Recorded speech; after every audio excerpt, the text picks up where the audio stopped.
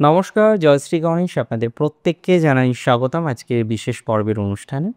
আলোচনা করছি অত্যন্ত গুরুত্বপূর্ণ একটি বিষয় নিয়ে এবং যে বিষয়টি যে সংযোগের প্রভাব আমরা জ্যোতিষশাস্ত্র অনুসারে ১৪ই মে ২০২৫ পর্যন্ত পেতে চলেছি। দেবগুরু এবং দৈত্যগুরু দুই গুরু অবশেষে রাশি পরিবর্তন করেছেন এবং মিউচুয়াল রিসেপশনে রয়েছেন। পরিবর্তন যোগ সংগঠিত করে ক্ষেত্র বিনিময় করে অবস্থান করছেন।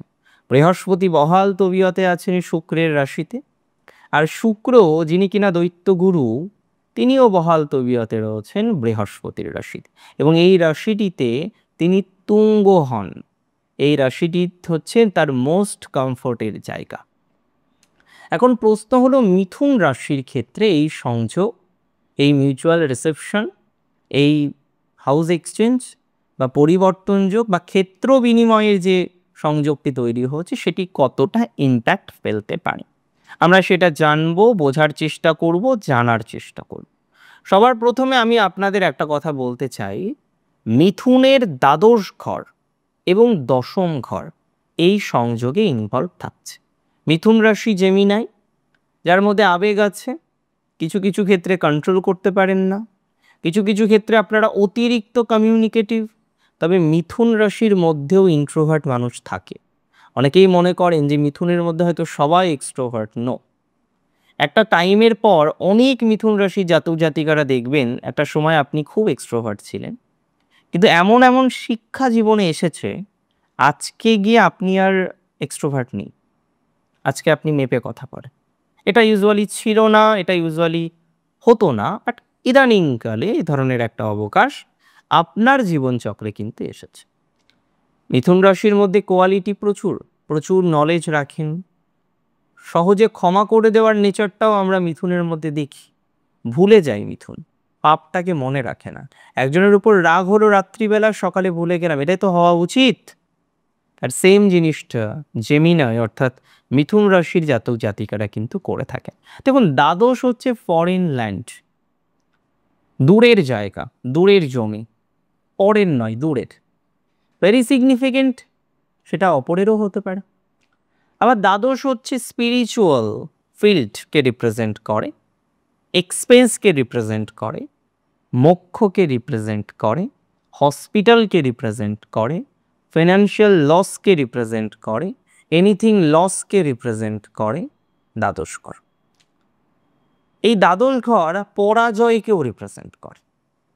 তবে 10th হাউস অত্যন্ত শুভ ঘর, কর্মকে রিপ্রেজেন্ট করে, আপনার ক্যারিয়ার, আপনার অথরিটি, আপনার রেপুটেশন। আজকে আপনি কতটা মান সম্মান অর্জন করতে পেরেছেন, কতটা আপনি সম্মানী হয়েছেন, কতটা যশ আপনার জীবনচক্রে এসেছে, সেই সমস্ত কিছুর যদি আমাদের অ্যানালাইসিস করতে হয় অবশ্যই 10th হাউসকে দেখতে হবে। অনেকেই বলেন 10th হাউস থেকে আমরা কিন্তু আরও বেশ কিছু বিষয়ের বিচার করি। কি কি বিষয়? 10th থেকে আমরা পিতার বিচারও করতে পারি। এটা নিয়েও অনেক কন্ট্রাডিকশন। 9 থেকেও তো আমরা পিতার বিচার করি, 9th ইজ আওয়ার ডিএনএ। তাহলে হোয়াই 10th? চতুর্থ ঘরের সপ্তম ঘরকে, দশম ঘর, চতুর্থ, পঞ্চম, ষষ্ঠ, সপ্তম, অষ্টম, নবম, দশম। তাহলে বিষয়টা বুঝতে পারছেন যে আপনার মা, আমরা তো 4th হাউস থেকে দেখব, মায়ের যিনি পতি পরমেশ্বর তিনি আমার পিতা। তাহলে ভেরি সিগনিফিকেন্ট। 10th হাউস থেকেও দেখা যেতে পারে, এটা নিয়েও অনেক রকম বিষয় আছে, সেগুলো আমি আলোচনা করছি না। বাট 9th অ্যান্ড 10th থেকেও পিতার অ্যানালাইসিস অনেক সময় করা যায়। এবং তার সাথে সাথে আপনার অথরিটি, আপনার হায়ার অথরিটি, আপনার গভর্নমেন্ট, আপনার অথরিটির সাথে রিলেশনশিপ, এভরিথিং উই ক্যান জাজ ফ্রম 10th হাউস। প্রশ্ন হলো মিথুন রাশির জন্য, জেমিনাইয়ের জন্য এই সংযোগ আদতেও কি ভালো না ভালো নয়? প্রথমত বলি, যারা ফরেনে আছেন, ফরেন ল্যান্ডে আছেন, অসম্ভব ভালো সময় ফরেন আর্নিংয়ের জন্য, doing foreign business, doing foreign career, foreign job, foreign self profession, freelancing ইত্যাদি ইত্যাদি বিষয়ে কিন্তু অসম্ভব পজিটিভিটি বাড়বে।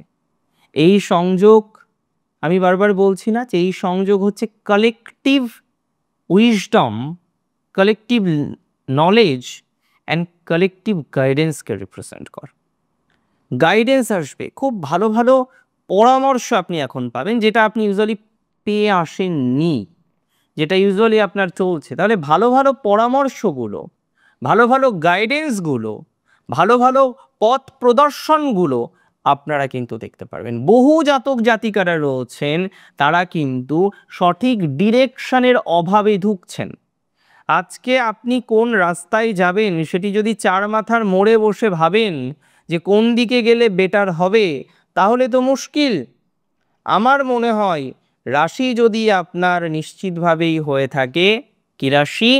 নিশ্চিতভাবে জেমিনাই অর্থাৎ মিথুন রাশি আপনার হয়ে থাকে, first of all foreign related matter, even যারা দূরে আছেন, আমি আবারও বলবো যারা জন্মস্থান থেকে দূরে আছেন, লাইক আপনার জন্মস্থান মেদিনীপুর, আপনি সোনার কাজ করেন জয়পুর, আপনার জন্মস্থান কলকাতা, আপনি চাকরি করছেন যে জায়গাটায় গিয়ে সেটি হচ্ছে দিল্লি বা Bombay.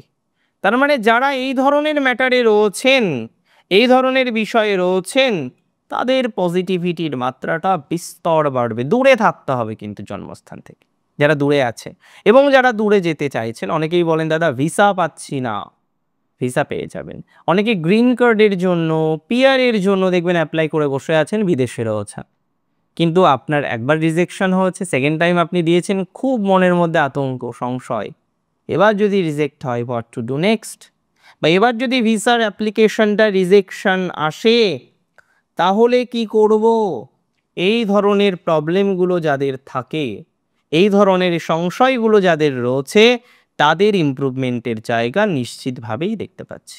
So I can expect, আমি আশা রাখতেই পারি বা আমি আশা রাখার জন্য পরামর্শও আপনাদের দেব যে something better will happen regarding this. এবার ধরুন যারা স্পিরিচুয়াল লাইনে আছেন, অনেক ট্যারো কার্ড রিডার আমরা জেমিনাই থেকে পাই, অনেক অ্যাস্ট্রোলজার আমরা জেমিনাই থেকে পাই, অনেক স্পিরিচুয়াল ব্যক্তিবর্গ তাদের আমরা জেমিনাই থেকে পাই, অকাল্ট রিলেটেড বিষয়ে যুক্ত অনেকে পৌরোহিত্য করছেন জেমিনাই থেকে পাই। যে কোনো আধ্যাত্মিক বিষয়ের সাথে সংযুক্ত বহু জাতক জাতিকারা যারা জেমিনাই থেকে বিলং করেন, তাদের কিন্তু স্পিরিচুয়াল গ্রোথ আমরা এক্সপেক্ট করতে পারি, অ্যান্ড ইট উইল হ্যাপেন।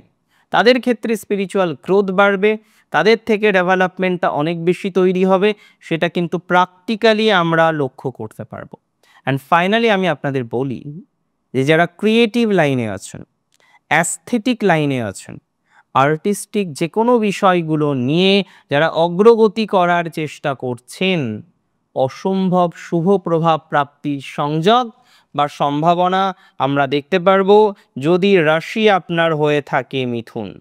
যে সমস্ত জাতক জাতিকারা এই ধরনের বিষয়বস্তুগুলো নিয়ে অগ্রগতি করার চেষ্টা করছেন, তাদের অগ্রগতি হবে।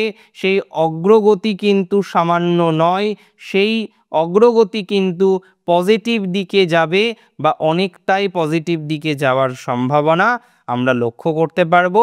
এটা নিয়ে কোনো ডাউট বা সন্দেহ কোনোটাই কিন্তু প্রকাশ করছি না। তার মানে এটা একটা পজিটিভ টাইমিং আপনাদের হতে চলেছে। অনেকে ক্রিয়েটিভ লাইনে আছেন বা কোনো একটা অর্গানাইজেশনে চাকরি করেন অ্যাজ এ ক্রিয়েটিভ ম্যানেজার আর ক্রিয়েটিভ পারসন, তাদের ক্ষেত্রে ডেভেলপমেন্ট হবে।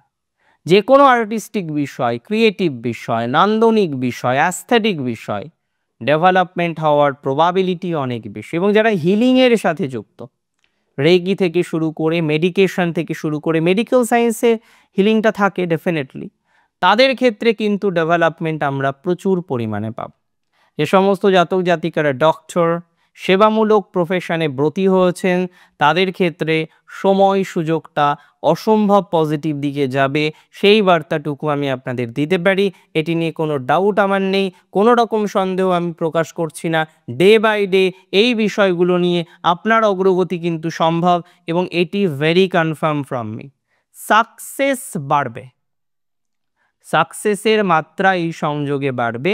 কর্ম রিলেটেড বিভিন্ন রকম ঘটনাক্রম ঘটার একটা সংযোগ আমরা দেখতে পারবো, সেটি নিয়ে কোনো ডাউট নেই, কোনো রকম সন্দেহ কিন্তু প্রকাশ করছি না। যারা অ্যাব্রডে ওয়ার্কিং রয়েছেন, চাকরি করছেন বা প্রফেশনে আছেন বা কোনো একটা ম্যাটারের সাথে অ্যাব্রডে যুক্ত রয়েছেন, তাদের কিন্তু ইমপ্রুভমেন্টের জায়গাটা প্রচুর পরিমাণে দেখতে পাচ্ছি। মোরাললেস অগ্রগতির জায়গা তো রয়েছেই, মোরাললেস সাকসেসের জায়গাটা তো রয়েছেই, মোরাললেস বেশ কিছু ক্ষেত্রে আমরা পজিটিভিটির জায়গা কিন্তু লক্ষ্য করতে পারবো, সেটি নিয়ে কোনো ডাউট নেই, কোনো সন্দেহ প্রকাশ করাই যায় না এই সংক্রান্ত বিষয়। এবং আমি একটা কথা ছোট্ট করে বলবো, যারা কাজের জায়গায় প্রেমে পড়েছেন, কাজের জায়গায় রিলেশনশিপে এসেছেন, তাদেরকে একটু সতর্ক হওয়ার পরামর্শ দেব। আরও বেশ কিছু ক্ষেত্রে সতর্কতা কিন্তু অবলম্বন করতে হবে যদি ভালো থাকতে হয় তো। কোন কোন ক্ষেত্রে? ফার্স্ট অফ অল আমি আপনাদের বলার চেষ্টা করি, কোনো রকম আননেসেসারি এক্সপেন্স করা যাবে না। কাজের জন্য অনেক সময় বিভিন্ন যোগাযোগ আসে যে অর্থ দিলেই চাকরি হয়ে যাবে, অর্থ দিলেই এটা হয়ে যাবে, ওটা হয়ে যাবে। এই ধরনের মধ্যস্থতাকারী ব্যক্তিবর্গ থেকে দূরে থাকতে হবে। কাজের জন্য কোনো রকম আর্থিক ট্রানজাকশন করবেন না, সেটা কিন্তু আপনার লাইফের ব্যালেন্সটাকে নষ্ট করতে পারে। ওয়ার্ক লাইফকে ব্যালেন্স করা শিখতে হবে আপনাকে আরও। সুযোগ আসবে প্রচুর, তবে কোন সুযোগটাকে ধরবেন আর কোন সুযোগটাকে ছাড়বেন এটা বুঝতে হবে। জঙ্গলে যখন একজন পথিক হারিয়ে যায়, তার কাছে বিষ ফলও সামনে আসে, চলতে চলতে তার কাছে অমৃত ফলও সামনে আসে। তাকে খুব বুদ্ধি করে ওয়াইসলি সেই বিষ ফলগুলোকে অ্যাভয়েড করে কন্টিনিউ করতে হয়, ভালো ফলগুলো বা অমৃত ফলগুলো খেয়ে জীবন ধারণ করতে হয়। আপনার ক্ষেত্রেও সুযোগ আসবে প্রচুর।